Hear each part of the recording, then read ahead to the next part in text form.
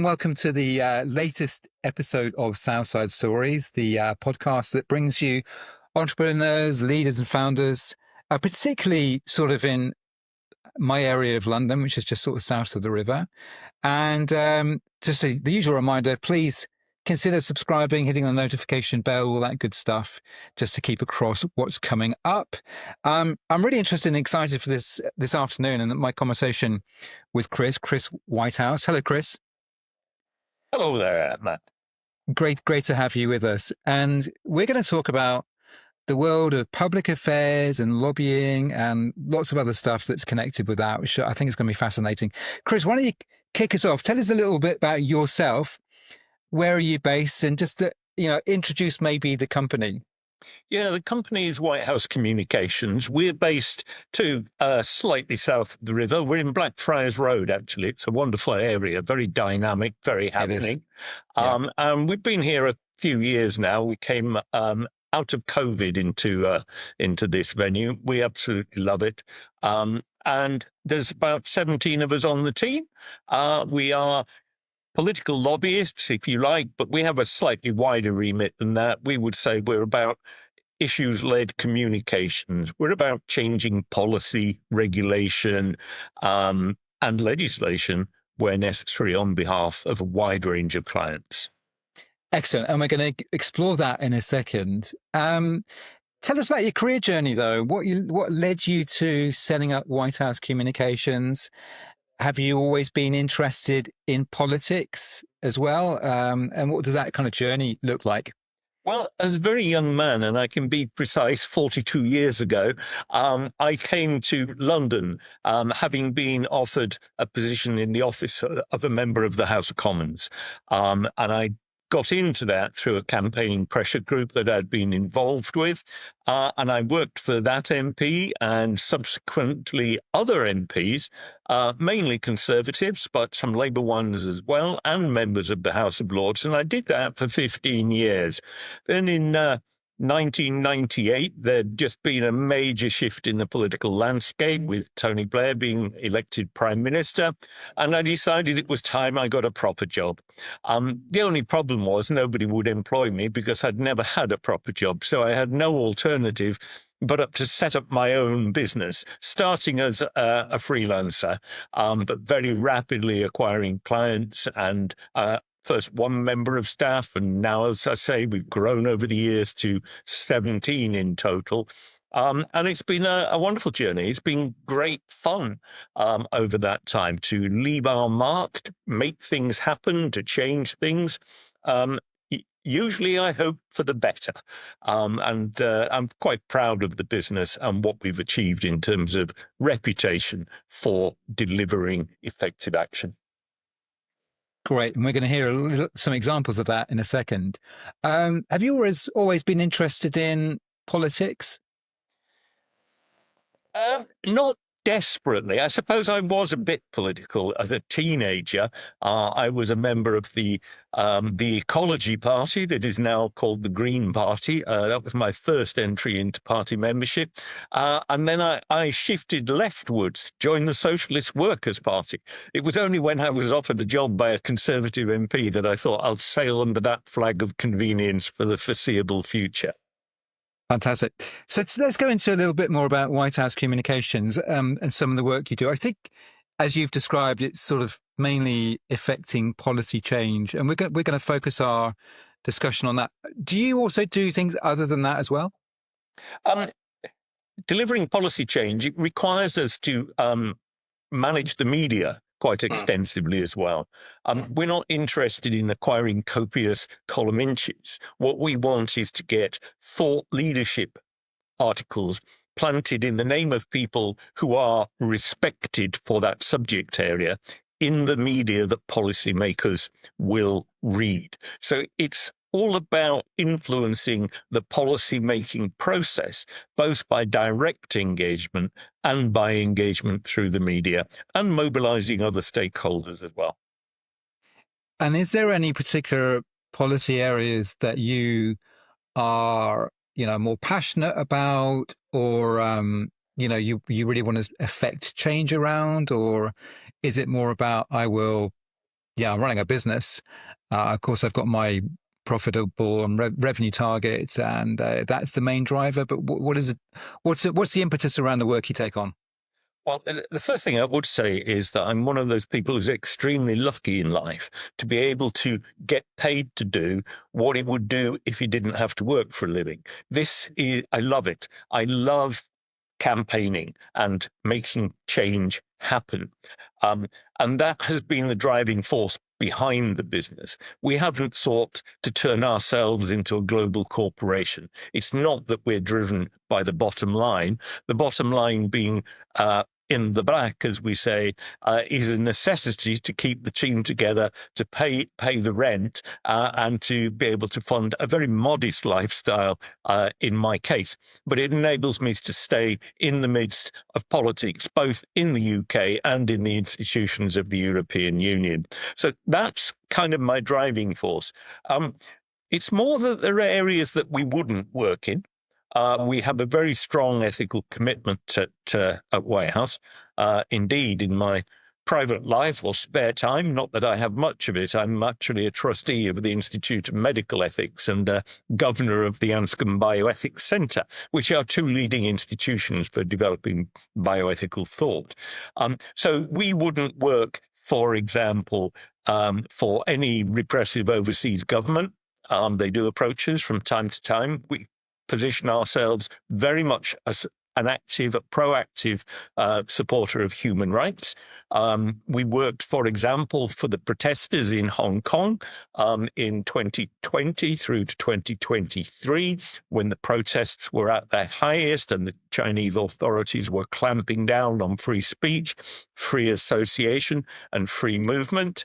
We're very proud of what we achieved for them. Indeed, we were briefed against by the Hong Kong police in a press conference as being an overseas force that was collaborating with the protesters.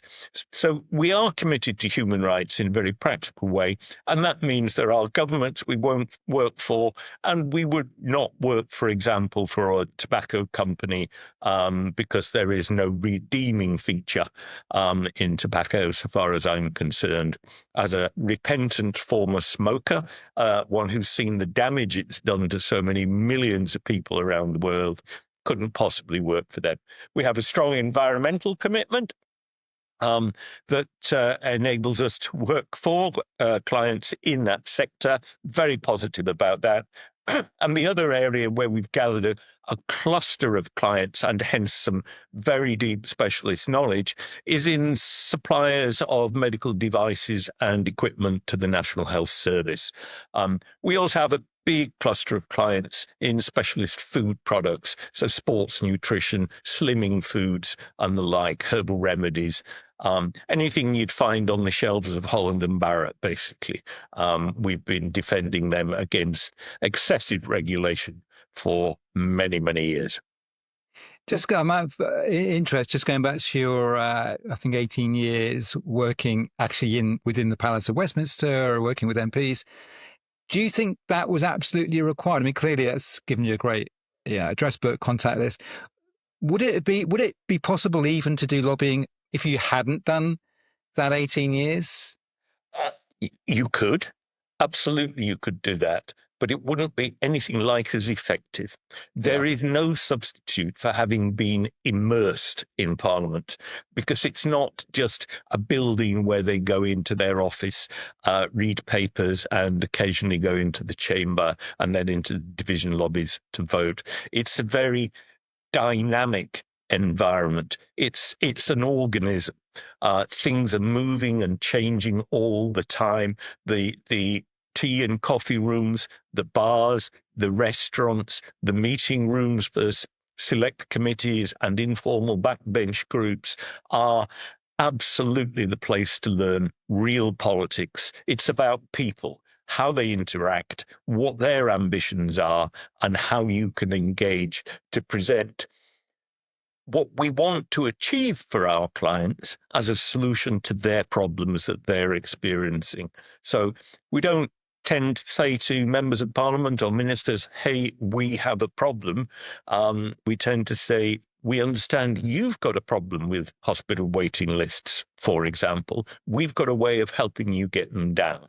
Then they want to listen. They want to talk. Let's turn then our focus to the process of lobbying. And I guess in my mind, and of course this is not true, but yeah, I have this, I don't know, probably from television, I guess. I have this view of MPs coming out, they're going down the corridor. There are people in a lobby with a sheaf of papers and are kind of doorstepping the MP at some point in a corridor. But of course, it's not like that. But can you tell us what it is and some of the approaches that you take with lobbying? Yeah, we are initially at the start of any new campaign, we are a research-based organisation. Yes, you mentioned earlier that I may have many personal contacts in Parliament simply because I've worked there and around there so long that some people genuinely become friends and others genuinely share my outside interests.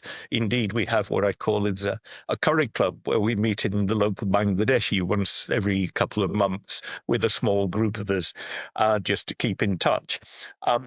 But the way we start, whatever the subject is, let's say we've been retained by a global widget manufacturer who is concerned that they're not getting the encouragement they would need to open a new factory in the UK with many millions, tens of millions of pounds of investment. Um, they may think that the government isn't sympathetic to their sector. So we would start by conducting a list, stakeholder list, of the politicians in both houses and all political parties who, by virtue of the nature of their position in politics, should have an interest in widget manufacturing policy. That could be because they're on the Trade Select Committee, Trade and Industry Select Committee. It could be that they're an opposition, so a Conservative, Lib Dem, Scotch Nationalist, front-bench spokesperson on trade and industry. They could be a parliamentary private secretary to the government minister for trade and industry, or they could be an officer of an all-party parliamentary group on widget manufacturing or the sector in which those widgets are going to be used. So that will give us an initial list based on research of positions held. Over that, overlaying that, we will put a second list, which is those individuals who we have identified, and these will tend to emerge as the campaign progresses, who for reasons of their own are genuinely interested in widgets. They may have owned a widget factory. They may get through a lot of widgets. They may have people in the sector. They may have a factory in their constituency or a retailer who specializes in widgets. And because we've got so many legislators in our Houses of Parliament, we've got 650 MPs and over 800 members of the House of Lords. So 1,500 lawmakers, second only to the Chinese Communist Party's People's Congress in terms of global size, that there are always there, whatever your issue. For example, we're doing a big project at the moment on continence. So we can identify all those in both houses who have a particular interest in health policy, but overlaying that, we can look at the particular disabilities that are going to lead to incontinence and who is championing the causes of those disability organisations. And of course, there will be members of both Houses of Parliament who live with incontinence themselves or with a spouse or a close family member. Indeed, there are 14 million people in the UK who live with urinary incontinence challenges alone. So inevitably, there are going to be dozens among that 1,500 in Parliament. And it's a case of finding out over time who they are, why they're motivated to be interested in this, and then working with them to empower them to press for action and for change. Great. That's a great description. I want to come back to that in 1 second to just talk about how the tactics might change depending on the level of influence. Just Interested though, I mean, the size of the legislature in the UK being second only to the Communist Party. I mean, in your role, do you think is that a help or a hindrance? Um, it's both. It has advantages and disadvantages. It means you can always find someone, no matter how eccentric the cause we're working on. There's always going to be someone who shares that vision for some reason. So you can always get a foot in the door. That's an advantage of it. Another advantage is that politics is incredibly personal between an MP and their constituents. So let's say they've got about 70,000 constituents. I can tell you now that on average, 21,500 of those are living with incontinence, urinary incontinence in their constituency. So that's nearly a third of their electorate. And if you add in carers and family members who are aware of those issues. So when we start explaining the continence policy change we want, and we put it into the context of this will benefit the 21,500 of your constituents who are living with this, they want to engage, to talk, to help, because that relationship with their constituents is important. And if we can help them embellish and develop that relationship by giving them, for example, social media resources to use or a press release to use that's tailored to their constituency with their name, their picture, and a reference to the constituency name in it, you can secure their involvement so much better. So ever since I came to Parliament back in 1983, there's been talk of the need to reduce the number of parliamentary constituencies, and every attempt to do that has floundered on the rocks of the fact that turkeys don't vote for Christmas. So if you're asking the House of Commons to approve a reduction from 650 to 500 parliamentary constituencies, that means, whoops, 150 of them are not going to be fighting the seat again, and they don't want that to be them when the music stops of the boundaries being rewritten. So advantages and disadvantages, but I don't see it changing anytime soon. When it comes to, I don't know, let's say a piece of legislation, and I guess this is not the only output from what you do, but supposing you were trying to influence a piece of legislation, given that everybody only has one vote and every vote in the House of Commons is equal, how do you decide when you're doing your research and you talked about the tiering of research, how do you decide who's got the most, how do you decide on the criteria about influence? Do you look at the circle of people around that particular person and their influence and their ability to reach X% of the vote? Our starting point is to understand the decision-making process.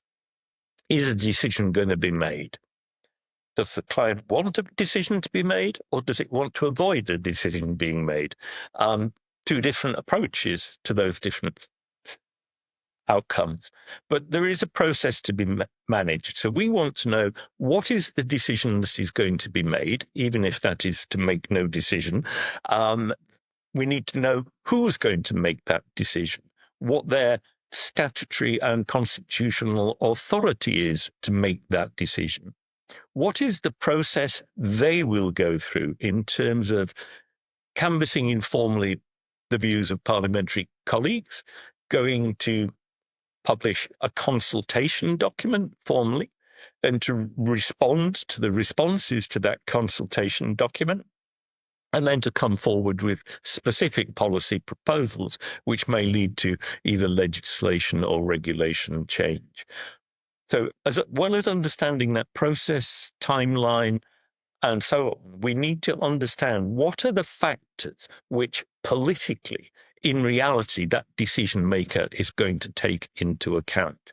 And how can we play to those factors, present our case so that it meets the decision maker's preferred outcomes in relation to each of those? So we have to translate our policy ask into a solution to that decision maker's problem. To what problem is their decision the solution, and how can we get our option to be the preferred solution to the options in case? available. Of course, you're absolutely right. Some people in politics have more influence on that process than others. That is inevitable. And we will always try and get the most senior influencers we can. But the fact is, most of our more effective campaigns ultimately require the mobilization of champions in each political party, in all political parties, and in both houses of parliament. Because that way you can create an overwhelming sense of momentum that there is consensus for this change and that it is a genuine solution to the minister or other decision makers' problems. Let's switch a little bit to, that's a great overview of influence process. Let's switch to a sort of campaign now and the tactics that you might use. And perhaps an example might be useful here. But what are some of the communication strategies that you might use when trying to influence a policy change? And how might that vary according to the level of influence or seniority that somebody might have? Well, our biggest headline policy change was to work with the British Olympic Association to persuade the then Prime Minister, Tony Blair, to bid for the 2012 Olympic Games. The rest, you could say, was history. But without the decision to bid, there would have been no option of them being awarded to London, and they would not have happened. So we started there with a very low-key meeting with a very senior civil servant in the Department of Culture, Media and Sport. And the civil servant, she was the head of sports policy for the national UK government. We had a meeting, we went in, and her body language was terrible. She had her arms folded, which is never a good sign at the beginning of the discussion. And she said, Christopher, I don't know why you've brought the British Olympic Association to see me, although of course I will see them, but there is no prospect whatsoever of me recommending that our permanent secretary, through the Secretary of State, puts a suggestion that we bid for the 2012 Games to come to London. And we had a very friendly chat with her, exploring what some of the reasons were, including transport in London, inadequate accommodation in London, foul weather, terrorist threats, public order challenges, the reticence of the Premier League, for example, to want its role as the nation's top sport undermined, even for the temporary period of the Olympic Games. It was a list as long as your arm. So we thanked her very much for her free and frank explanation, and we asked her to write to us, having spoken to her counterparts in other government departments, with a consolidated letter of all the reasons that she didn't want to be in this position. We also had a supporter inside 10 Downing Street who was in regular touch with the then chair of the British Olympic Association, so they had that back door. And we went away, and the British Olympic Association set up a working group on each of the reasons for not bidding for the Games, incorporating the relevant stakeholders, so the police, transport representatives, meteorologists, and others who had something to say on the subject. And one by one, they came up with answers to all the questions, including the one that we needed a new national stadium if we were going to host the Olympic Games, because Wembley at the time was completely inadequate. It did not meet the minimum bidding standards in terms of the quality of the stadium and the sight lines and the facilities that it would have to offer. So systematically, we got up answers with those. We met with, kept a close dialogue through the back door of number 10. We met with the leader of the opposition and then the sports spokesperson for the then Conservative opposition. Another challenge was that we also had to get Ken Livingstone, the mayor of London at the time, to back this project in writing. And the only problem was, not long earlier, he'd been expelled from the Labour Party by Tony Blair for standing as an independent to be mayor of London when the Labour Party would not allow him to be their candidate. So the challenge at very senior level was to make this a solution to their problems. In Ken Livingstone's case, the first meeting was, I'm not interested in sport.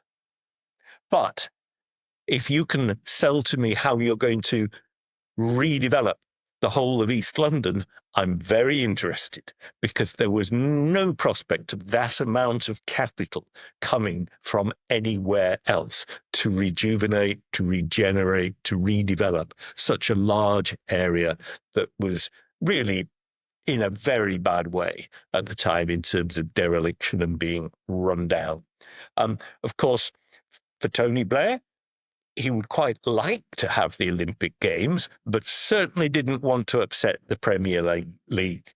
So in the end, we did remind the chairs of all the Premier League clubs that there would be potentially 100 overseas teams coming to London for a long period before the games to train and acclimatise.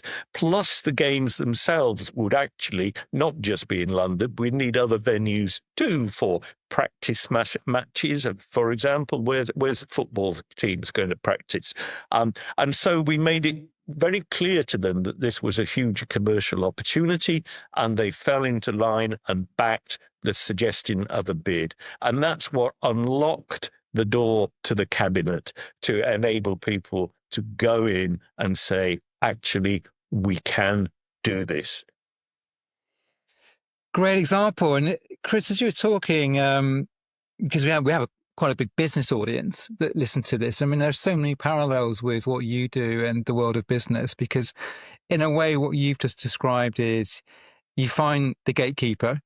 In that case, it was a senior civil servant. And then you find all the objections, and then it's objection handling. And you're about to go into the kind of the sales process, if you like, but you get all the objections out. You work through all the objections and what some of the solutions are. You're creative in the approach as well. And then I guess it's, the communications back to all those constituents and influencing and work out the forums to pass that information back and begin to get them on side. Absolutely. It's an ongoing dialogue. I always say to people that come to us, either because they've got a problem or because they want to create an opportunity, and they genuinely stay.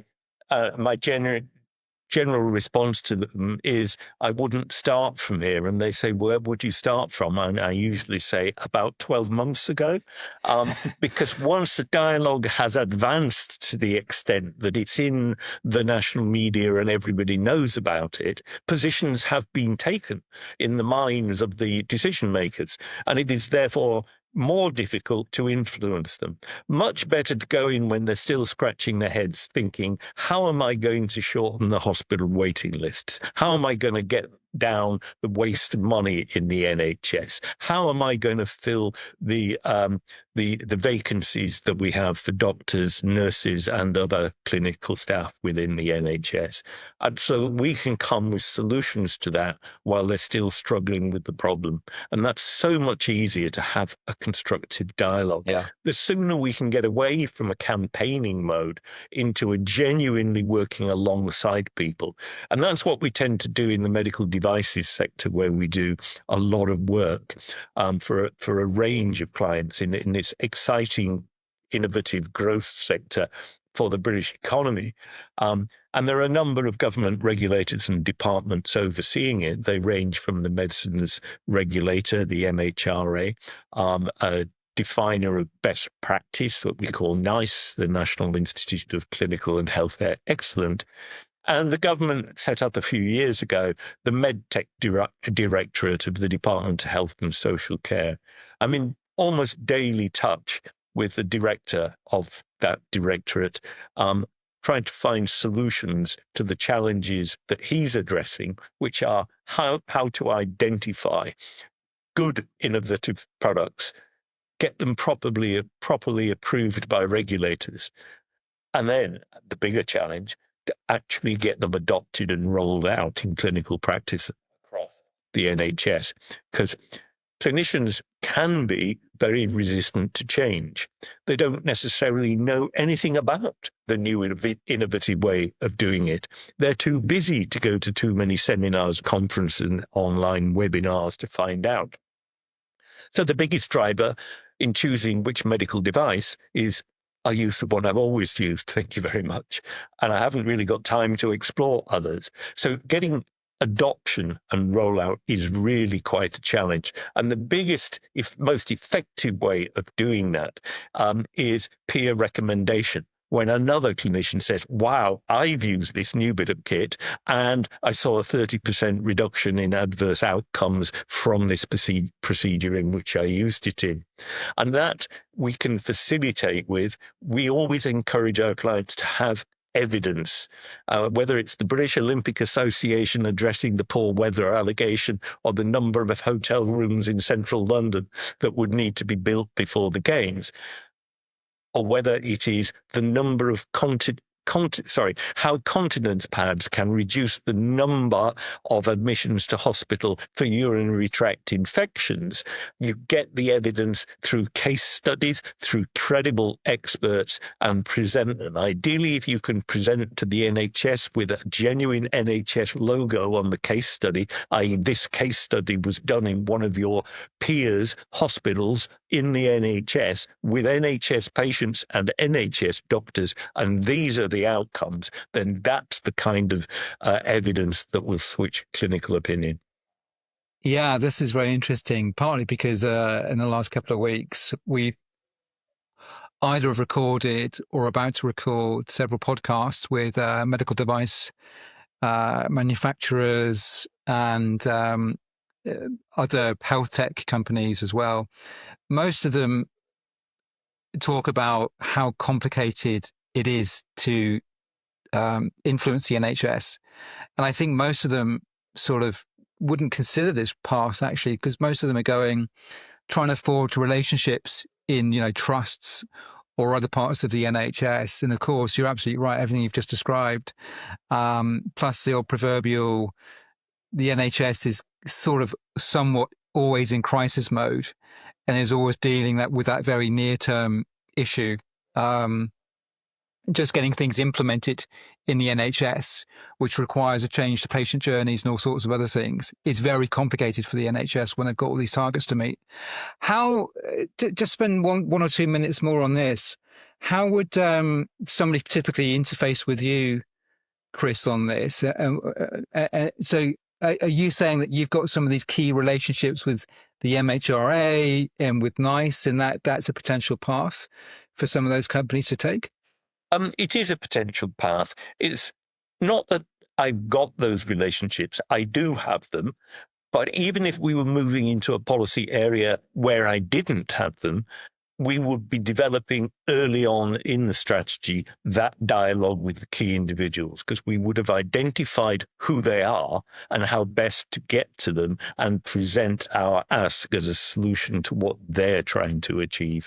And that's fairly standard methodology at one level. But you were right about getting into the NHS. If I go back to the continence pad model I was talking about shortly a few minutes ago, if the supplier's representative goes into an NHS trust and meets the procurement manager and said, look, I've got two products.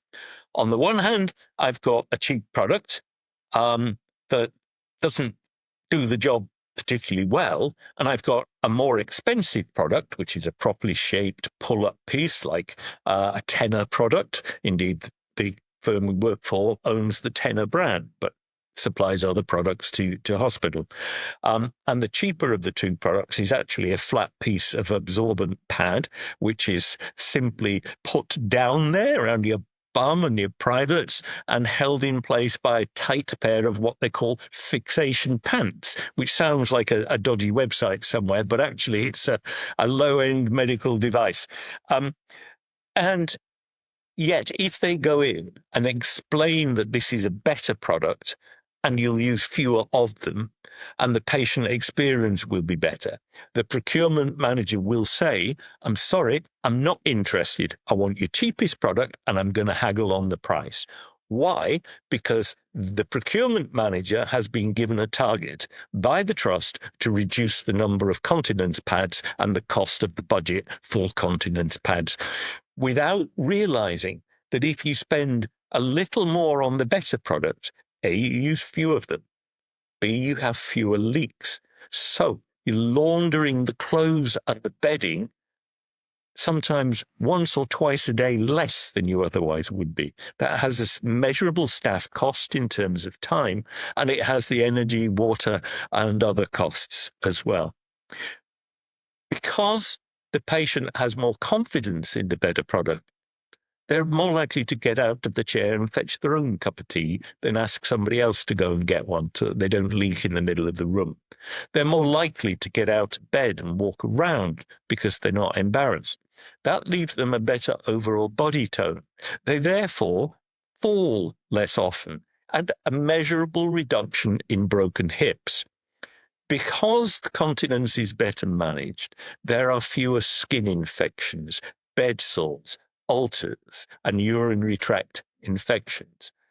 And that is a massive saving to the NHS budget that makes the few pence, we're talking tens of thousands of pounds difference if you look at the whole system cost.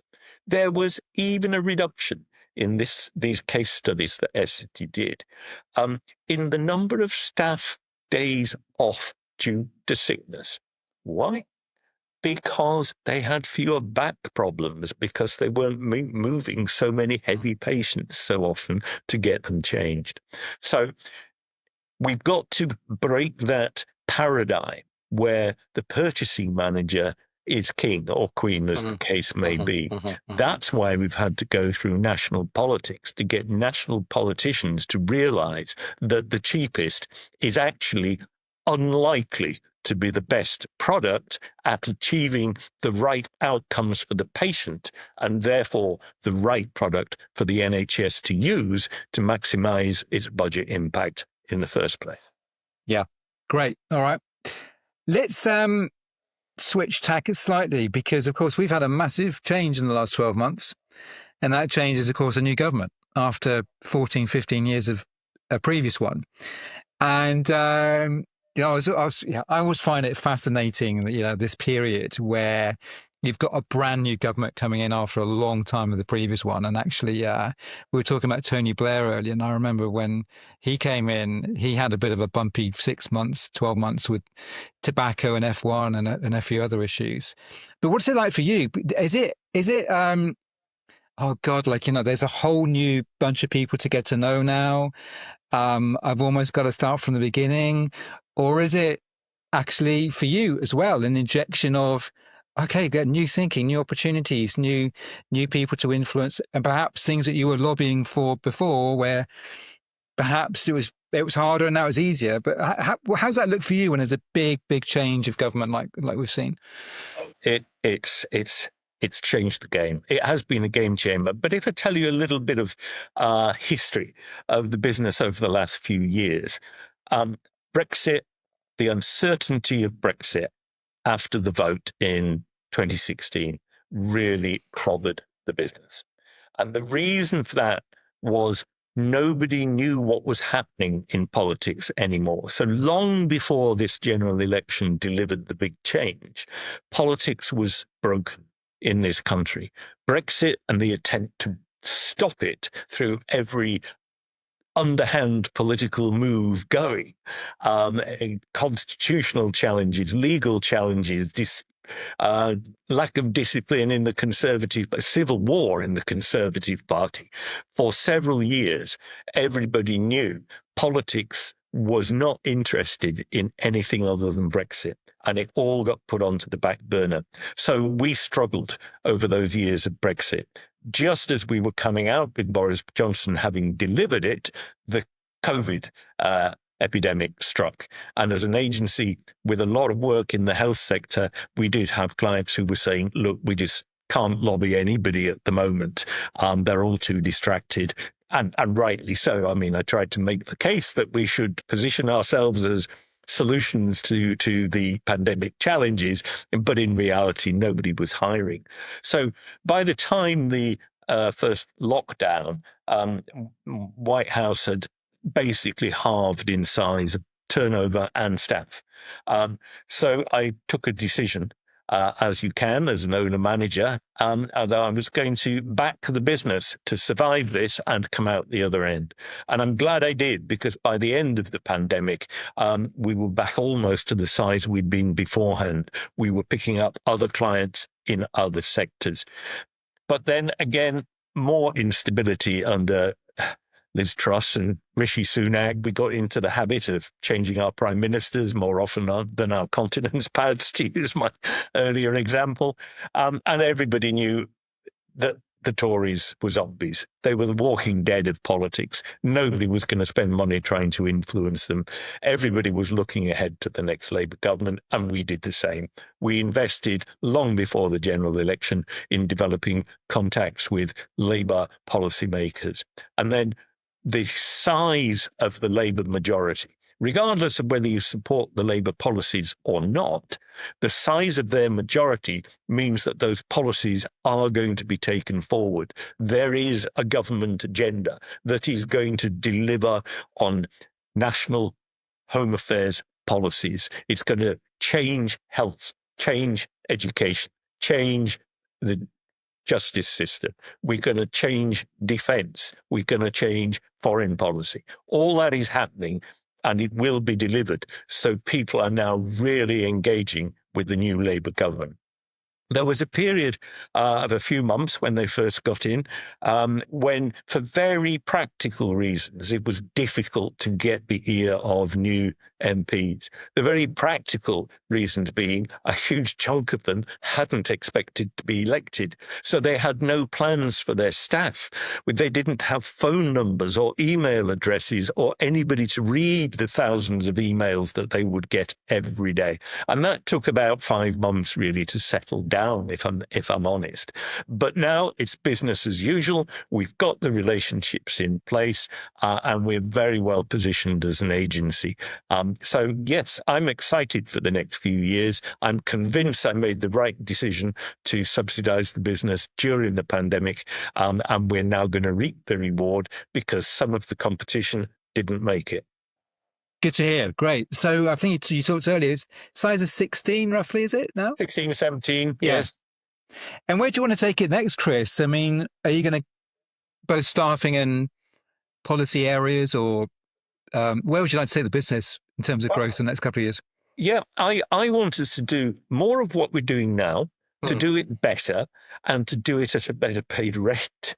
And our analysis showed as we came back into real life after the pandemic and under the Labour government that we were undercharging fairly dramatically compared to competitors, and that we were over-delivering in terms of results. We have a slightly different approach to some of the big consultancies. We see ourselves as providing not just a map and a bit of signposting at strategic level. We deliver the engine as well. We do the work for the client. We make it happen. That's what we want to do. We want to deliver change and make it happen. Great. We're talking about change, and we were talking about leadership as well, and political leaders. As we move to the last couple of minutes, tell me, I'm very intrigued, given your exposure and your close interest in the area, what political leaders do you admire, have you admired? Well, there was a triumvirate that I think changed the world. There was President Ronald Reagan, Prime Minister Margaret Thatcher, and Pope John Paul II. Between them, whether you like them or loathe their other policies, they set out to bring down the Soviet bloc, and they did it.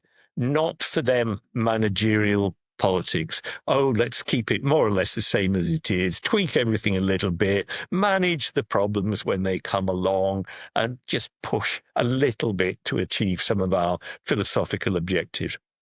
No, they're three people who came together to change the world, and they delivered it. And for that, I think the world is a better place.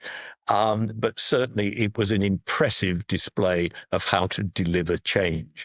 And I think all three of them are underrated from that particular context. Okay, I know that Scotland, Wales, and industrial north of England will never love Margaret Thatcher's legacy for her national industrial policies. But on the world stage, they did what was necessary to free up the entire Soviet bloc. Well, I certainly remember Reagan and Thatcher, on the end of the Cold War. I mean, as somebody in my early 20s, that was a seismic event, and of course the Berlin Wall coming down. John Paul II, just remind us, what were the sort of things that he was doing? He was doing them quietly, but just by being the Pope, he was a challenge to authority because he was from Poland. He was a Polish cardinal from a communist country that was supposed to be in the sphere of orbit of the Soviet Union. So everything that he said about peace and freedom and individual respect and dignity, everything he said and did was an inspiration. And of course, not perhaps as a result of that, but in the context of that, the free Solidarność movement, the free trade union, grew up in Poland. And eventually its leader from the Gdansk shipyard became president of Poland. In fact, I had the honor to meet Lech Walesa as a young man in the Gdansk shipyard for breakfast when he was starting or running his campaign for a free trade union in Poland. So these things came together at the same time. Whether they were causal or not, I don't know. I later went on to smuggle books into another communist country, but we could do another podcast on that. But I smuggled books, I think, 3 times into Czechoslovakia. This was when, before the internet. And if you wanted a book, you couldn't just email it to somebody in PDF. You actually had to fill a suitcase with them and carry them through customs and make it. And it was before the days of wheeled suitcases even. So it was no small task to get it through customs. But those have been the big defining events of my life. That, the Olympic Games, and now trying to make the humble continent's pad a subject of national political debate. Great. I love all these stories. Last question. A leader, well, it might be those three actually you just mentioned, but a leader perhaps, or somebody that's really influenced your own professional life. Who might that be? Well, at the moment, I take my hat off to that young lad called Wes Streeting, the health secretary. I think of all the government ministers, he's hit the ground running in terms of knowing what he wants to achieve and how he's going to achieve it. The pace of change has been rapid. He inherited the absolute world disaster of a health service.